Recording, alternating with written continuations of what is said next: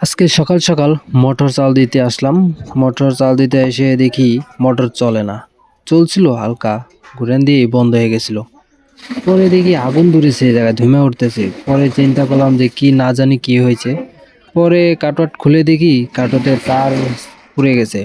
পরে আমি এটা করলাম কি, কাঠের তারটা খুললাম, খুলে আবার নতুন তারটা লাগিয়ে দেব।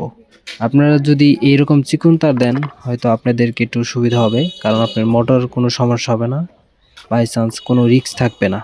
এইভাবেই এই তারগুলা লাগিয়ে দিবেন, চিকন তার। মোটর প্রেসার পড়লে এই তারগুলা কেটে যাবে, আপনার কোনো সমস্যা হবে না। আমি এখন চিকন তারটা লাগিয়ে দিতেছি, দেখেন।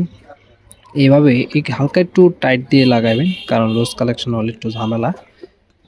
কারণ মোটর যখন চালু দিবেন এইটাই কিন্তু সবচেয়ে বেশি প্রেসার পড়বো এই তারে। আর যখন মোটর চলবে এই তার কিন্তু ভিতরে আপনারা একটু দেখবেন যে আশপাশ দিয়ে একটু ফুসিতে দেখবেন এটা কিন্তু একদম লাল হয়ে যায় যখন মোটর রানিং থাকবে। এটা পুরোটাই লাল হয়ে যাবে, কারণ একটা তারে এত লোড নেওয়া খুবই ঝামেলা।